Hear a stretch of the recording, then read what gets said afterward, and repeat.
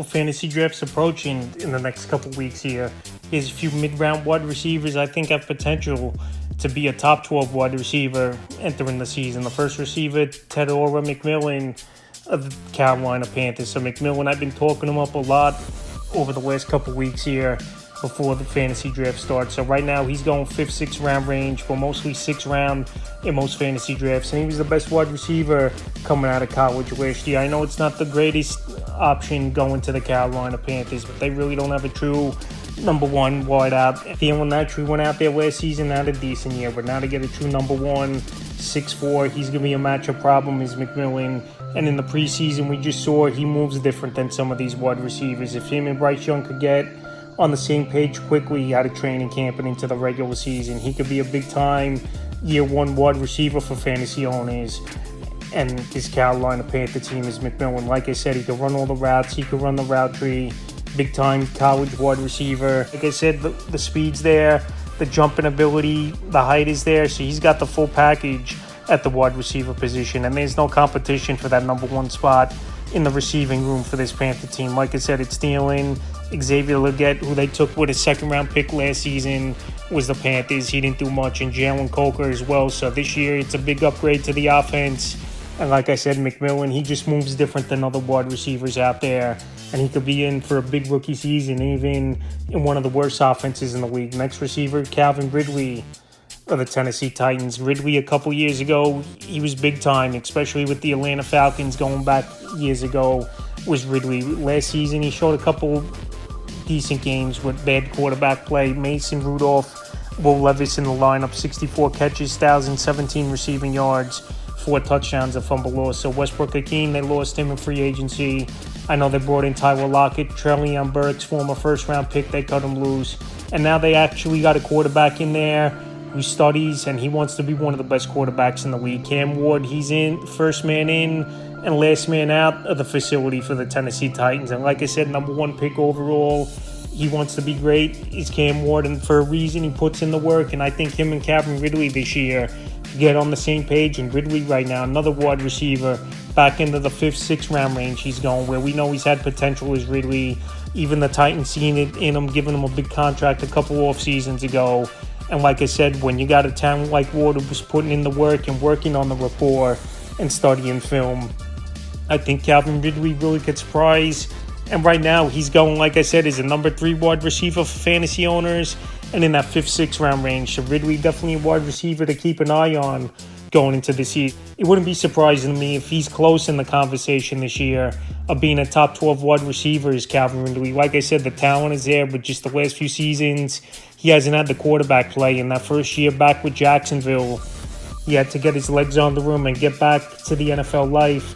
Was Calvin Ridley. The next wide receiver, DJ Moore, the Chicago Bears. DJ Moore last season, it was a down year, but he still had 98 catches and 966 receiving yards with 6 touchdowns and 75 rushing yards. And also reports are coming out they're going to use more in the backfield at times as well, again, more than last season as a Chicago Bear team. So DJ Moore, 2 seasons ago, he exploded with over 1,300 yards receiving with Justin Fields at quarterback. And now with Ben Johnson, former offensive coordinator of the Detroit Lions, coming to the Chicago Bear offense with the young quarterback Caleb Williams. They got DeAndre Swift, got DJ Moore, their number 1. Drafted the rookie Colston Loveland at the tight end position, Luther Bird and Rome Odunze last season. So this offense, they have a lot of weapons and playmakers. And like I said, with Ben Johnson, with his play calling, his schemes, and the way his offense is run, DJ Moore could definitely be in for a big year and could be playing that Amon-Ra St. Brown type of role. And last season, he did have the 98 catches. We know he's an elusive wide receiver. We know DJ Moore has the game-breaking ability, and he's another wideout as well, going in the mid 5th, 6th round range, where, like I said, in this offense with Ben Johnson, with his principles and just the system they run, he could be in for a breakout season, is DJ Moore, and have potential like he was a few years ago to be a top 12 wide receiver. Next receiver, Jerry Jeudy of the Cleveland Browns. So this Brown team, it couldn't get any worse at quarterback than it was last season. And this year, they obviously addressed the issue big time, bringing in 4 different quarterbacks this offseason. Joe Flacco, they signed. They traded for Kenny Pickett early in the offseason, drafted Shedeur Sanders and Gabriel in the NFL draft. So like I said, they got a bunch of quarterbacks in that room is this Brown team, and last season with no names for the most part. Jerry Jeudy went out there and finally had a breakout season, 90 catches, 1,229 receiving yards, and 4 touchdowns. And pretty much in the receiving room, not much competition. Cedric Tillman, the number 2 wide receiver. I know David Njoku, he had a great year at the tight end position. But if Flacco is the starting quarterback coming into the year, we know he's a veteran that slings that ball, gets it out quick, and drives it down the field. So I think Jerry Jeudy, once again, a wide receiver who's going late 6th, 7th round range. He's got potential to be a top 12 wide receiver. Like I said, last year was his breakout year.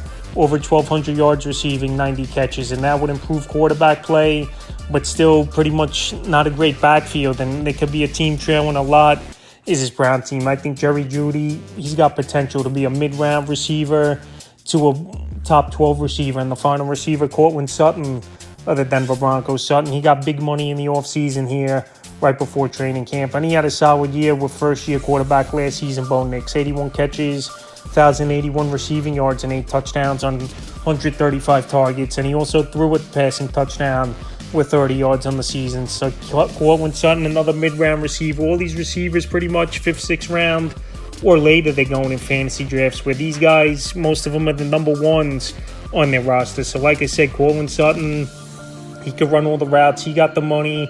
And there's not much going on over there in Denver as well in the receiving room. They got Sutton. They got Mims.